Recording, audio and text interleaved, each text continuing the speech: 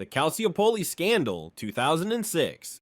Italy, 2006. The national team is lifting the World Cup trophy in Berlin. Fabio Cannavaro's bald head glistening in glory, while back home, Serie A is setting itself on fire. Turns out the biggest clubs in the country weren't just playing football, they were playing the officials. Juventus, AC Milan, Lazio, Fiorentina, all caught red-handed in a match-fixing conspiracy that revolved around hand-picking referees who'd be more favorable. It was like a football version of the Godfather, but clumsier and in Adidas tracksuits. Juventus were stripped of 2 Scudetti and forcibly relegated to Serie B. Milan somehow only got a slap on the wrist, and then had the audacity to win the Champions League in 2007. If Netflix ever filmed this, they'd need to recast half the Italian parliament and invent a genre darker than crime drama. Qatar 2022, the World Cup that shouldn't have happened. A World Cup in Qatar, in winter, built on the backs of migrant workers, thousands of whom died in conditions human rights organizations called modern slavery. FIFA didn't just look the other way, they pocketed billions while doing it. Bribes were paid, votes were bought, and a football tournament landed in a country where homosexuality is illegal, free speech is suppressed, and journalists disappear. Oh, but the air conditioning inside the stadiums? Flawless. It wasn't just a football tournament, it was an oil-funded monument to hypocrisy. Even Black Mirror would reject this as too cynical. Netflix knows better than to step into a story that dirty, especially when their streaming rights might depend on keeping FIFA happy.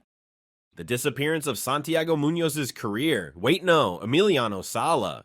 In 2019, Emiliano Sala, a humble Argentine striker making his dream move from Nantes to Cardiff City, died in a tragic plane crash over the English Channel. The plane, a dodgy, unlicensed death trap flown by an unqualified pilot. The transfer, a bureaucratic rush job tangled in miscommunication and corporate negligence. After Salah's death, things got even uglier. Nantes demanded the transfer fee. Cardiff refused. FIFA hesitated. Salah's family was left devastated, without closure, without justice. This wasn't just a tragedy, it was football's version of a corporate hit and run. Too dark, too personal, too real for any platform that still wants to show Premier League highlights on the homepage.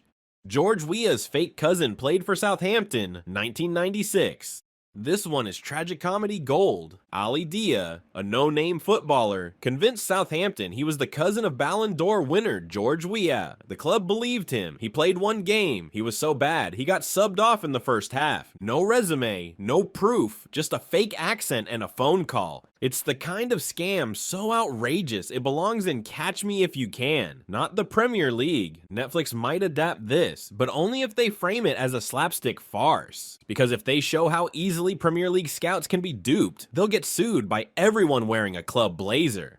The Tragedy of Andres Escobar, 1994. 1994, Colombia enters the World Cup full of promise. Then defender Andres Escobar scores an own goal against the United States. Days later, he's gunned down outside a nightclub in Medellin. The reason? Betting losses. Drug cartel-linked enforcers weren't just fans, they were investors. And Escobar's mistake cost them money. This wasn't just a footballing mistake, it was a death sentence. A warning that the line between the pitch and the underworld was razor thin. Try pitching that to Netflix without triggering every based on a true story content warning imaginable. FIFA, the real house of corruption. Sepp Blatter was never just a quirky old man with a trophy fetish. Under his reign, FIFA became a Swiss-based, tax-exempt global cartel. Millions in bribes. World Cup hosting rights sold like eBay listings. In 2015, the FBI didn't knock. They stormed the FIFA Executive Hotel in Zurich. The arrests read like an episode of Succession, if everyone wore Adidas and carried briefcases full of cash. Netflix did dip a toe in with FIFA Uncovered, but once they saw how deep the rot went, they ran. Because the real puppet masters in football don't wear kits, they wear immunity. The Disgrace of Gijon, 1982. Spain, 1982. West Germany scores early against Austria. Then, nothing. Both teams stopped trying. Why? Because a 1-0 win guaranteed they both advanced. Algeria, the team that actually played to win, got eliminated. Fans in the stadium booed. Algerian supporters were devastated. The media called it the Anschluss on a football field. It was so shameful, FIFA had to change the rules to stop it from ever happening again. Imagine dramatizing a match where nothing happens, for ethical reasons. Even Netflix's slowest true crime editors would ask for explosions. Hakeem al-Araibi, the player on the run. Imagine escaping political persecution in Bahrain, getting asylum in Australia, and then getting arrested on your honeymoon in Thailand. That's the nightmare Hakeem al-Araibi lived in 2018. His crime? Allegedly vandalizing a police station while playing in a televised football match in a different city. Bahrain still demanded extradition. Thailand almost agreed. It took a global campaign, led by activists, journalists, and footballers, to get him home safely. FIFA sat quietly for as long as they could. Netflix sat even quieter, because when football crosses into geopolitics, the story becomes radioactive. The Malaysian match-fixing epidemic.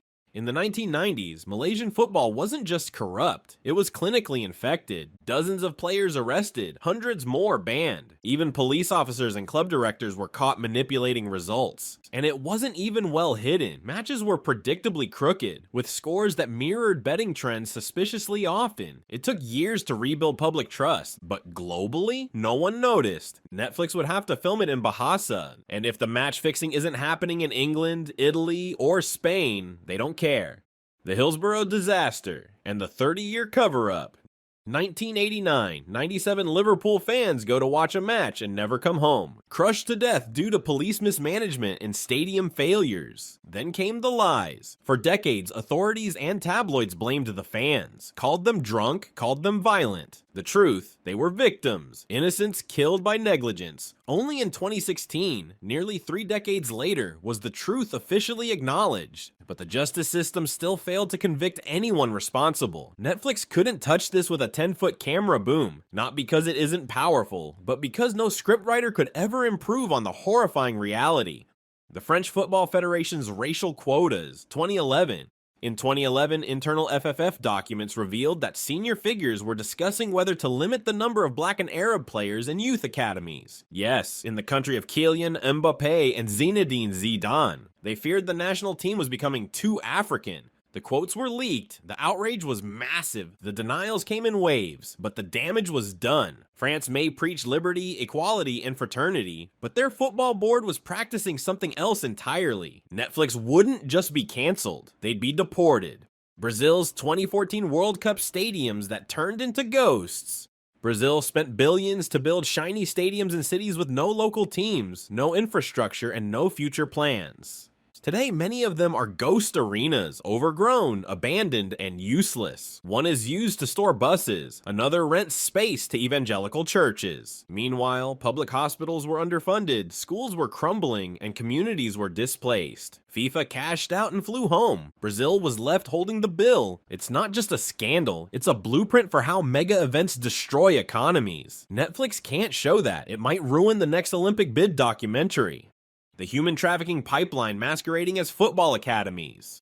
In West Africa and Southeast Asia, young boys are promised trials in Europe for a price. Families sell everything. The boys arrive and find nothing. No club, no trial, no way home. They're trafficked, left homeless, sometimes forced into labor. The agent disappears. The dream becomes a nightmare. It's not an isolated issue, it's an underworld that thrives in the blind spot between FIFA regulations and real-world desperation. Netflix won't touch this. Too depressing, no tidy ending, no redemption arc, just exploitation, suffering, and silence.